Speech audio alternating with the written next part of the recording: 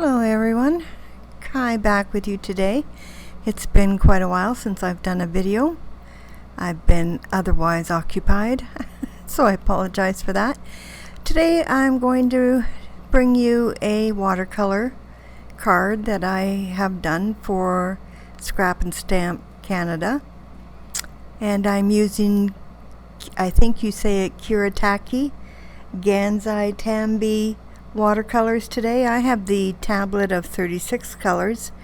There's other sizes that you can also get it gives you the opportunity to try out the watercolors before you buy.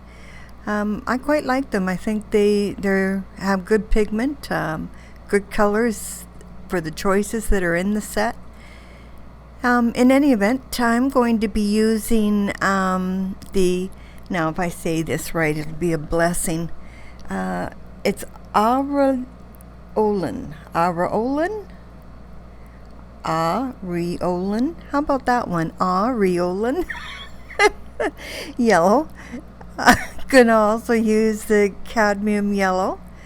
And I have some olive green on the right hand side on my wet media mat. I have olive green, and I also have some ultramarine pale, and then on the bottom right I've got some black there. So I'm going to start first by picking the lightest yellow, which is the one I can't pronounce, and go over my background of the bird. I've picked to treat my bird as a yellow warbler. We have many of these in southern Ontario, which is why I picked this bird in particular. And I also like the looks of this bird. As most of you know, I'm a little bit of a bird fanatic. So it always gives me great joy to make a card with birds. In any event, I started this card first by just using my Distress ink pen marker in the squeezed lemonade, the lightest yellow, and just went around the outline of the bird and the wing portion and stamped that onto my watercolor paper. I'm using Fabriano hot press watercolor paper, and then I stamped the branch with my VersaFine ink Nocturne black. It's just such beautiful ink. So that's how I started out. I wanted the no line watercolor look for the bird, but didn't really worry too much about the branch. I think the black kind of falls into the branch quite nicely. So I must warn you, I'm a slow painter. I take my time. I very much enjoy watercoloring. I continue with watercolor classes to this day, and I don't think it's one of those things that I don't think I'll ever leave until the day I die, as they say. It's an enjoyable group of girls. It's a night out, which is enjoyable, and I'm learning. So I'm going through and just adding bits of water. I'm watercoloring with not a wet brush, but just mediocre amounts of water on it so that the paint will spread nicely. And once I added the lighter yellow, I went over the bird again with the cadmium yellow. And then I started adding in, which I'm doing here now, the olive green. You'll notice if you're on my blog, you'll see the picture that I have included there of a warbler in the wild. And they have red stripes on their breast, but on their back it's mostly a olive green and yellow back with the edges of the feathers all in black. So it's an interesting bird to color. So with the black, I added the black, as you can see here, I added where the black would be on the stamp, which is right above my picture there. I have a cutout of the stamped bird showing where the black portions are. I paint in the black of the wings and add them with the black ink, which I've added a little bit of red to previously to get it to be a little bit brighter. I find that blacks in watercolor can be really grayish, darkish. And my watercolor teacher says, you don't use black. You make your own black. But seeing as this set has it, I should be using it because that's the way I'm going to roll today. But anyway, so I added the red, which is just a little bit of a hint that I got from taking watercolor classes. So I add that part in here, as you can see that I'm doing, and then I put the image back in my Misty, and I stamp using the Nocturne ink the other longer lines from the bird that I would never get just by painting. Get that long, nice finished look. Excuse me. I don't do the whole bird. I just add it where I want the black to be and go on from there. I draw in the beak and color it with my little black mixture that I've made there. And I add the blue and the olive together as shadowing on the bird. You'll see that towards the end of when I am watercoloring him.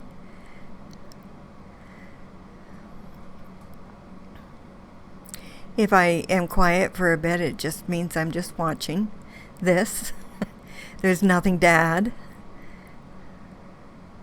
I have had people ask me to leave in as much of the painting as I can, which I totally understand.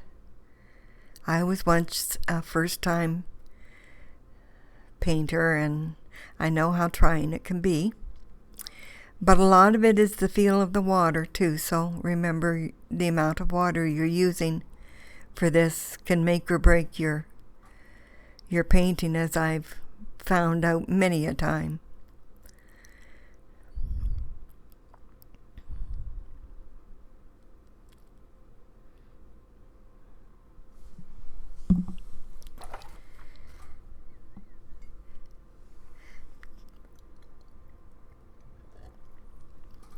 I'm just adding a little bit more detail here to the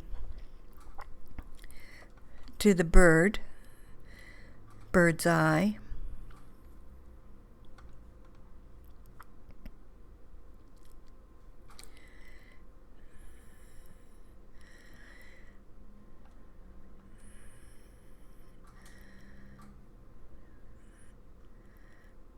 Now I've watered the black down quite a bit now so that we're getting into a gray amount, a gray color I should say.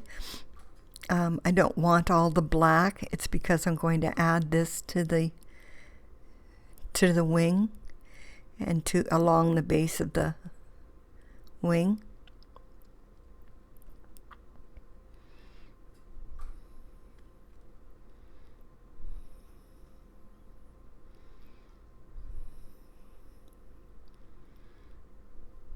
And then blending out with the cadmium yellow.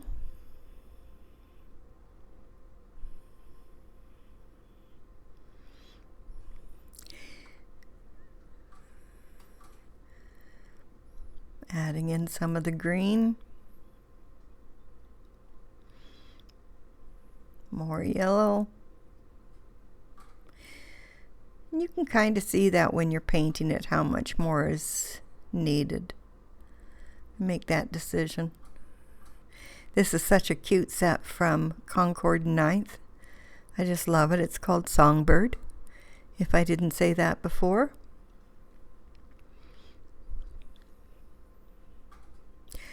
I'm using a number 4 watercolor brush to do the bird, and for the detail, you'll see in a bit, I am using a number 2. The brushes I'm using today are Da Vinci Series 10 brushes.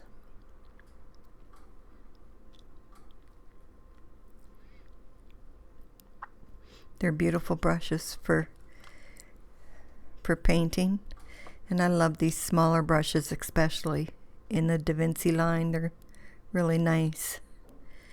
So I'm back to adding more of the, now it's kind of a gray-green color, or a gray blue, I should say, color.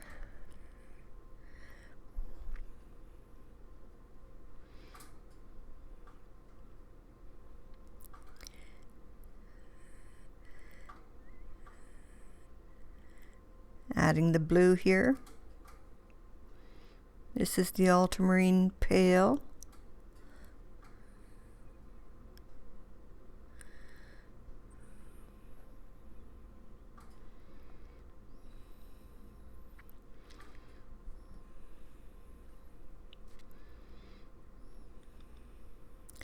Some watermarks are good to have on your painting, some not so good.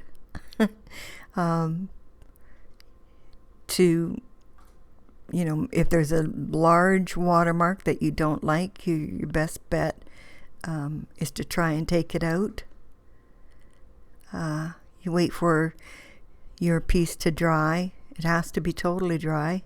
And then take a dry brush with a tad amount of water on it.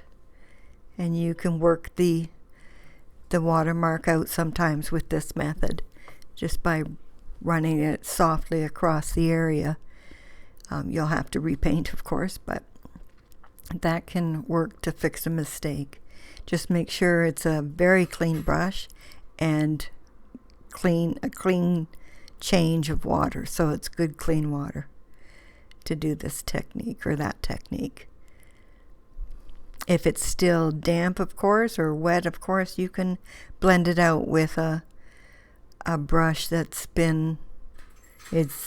damp but not wet, and let's start just a little bit away from where the line is that you want to remove, and blend softly away from it, going away from the area, and this will pull the color down as you go down with your brush. I would do things there. On the left is, I have the 4, and then I have the number 6. As I've used all of these sizes to do this watercolor. So I would say too, the most important thing that I've learned from taking lessons and being taught by a professional is that everything really depends on your paper, and it depends on your brushes, and using quality, good paints. Some of the paints that we have in the craft industry aren't very good. I'll readily admit that. Some are not, they don't last. They will fade out. So as long as you know the properties of the paints that you're using, so you know what to expect from it, all is good. These paints have a good reputation from all accounts, so for my taste, I want more colors. What can I say? In my palette, my watercolor palette has 48 colors, and I still want a few more added in there, but that means buying a bigger palette. So we just keep it at that for now, and I carry 2 palettes, my 48 palette and a 12 palette. So I'm pretty happy with the looks of it so far. I'm just adding touches to the legs, the feet, the claws. I've had my own bird give me a few of those claws. She thinks my legs are tree stumps that she can just climb up. But in any event, I'm just to the edge of the cut images. I just added some watercolor so it's not white. So, and then I'm going to add this little background behind my bird. And it's just a leaf stencil that I covered with the Distress Oxide Twisted Citron. I had spritzed the stencil and with the ink on it, and then turned it upside down on a piece of paper, cardstock, and dried it. And then die cut it with my stitch circle die. The bits that didn't have any color, I just, as you saw there, tapped into the pad, and I also used the leftover paint on the stencil to recolor where it needed it. And I also did the inside of the card with the same stencil. So I've finished my bird and my branch, and I'm just going to style him a bit. I like the look of a styled fussy cut item. Gives them some movement, adds more movement and texture to the card. My humble opinion, of course. You don't have to do this. But if you have stylers, I highly recommend it. I'm just using my brush cleaner mat there to do my styling, because on the back it's rubber. So I mounted there with the circle is on foam squares, and I'm mounting the bird on foam squares as well. And attaching. I have styled it so the branches stay down, like facing down. They're not going to come up. And to finish it off, of course, a little bit of jewels in the way of key lime Nouveau jewel drops. I had done some splattering with my Nouveau aqua pens using the ginger color, black, green, and the orangey ginger. So for my background. So that's my finished card. Thanks so much for joining me and putting up with this long video and my chit-chatting. See you next time.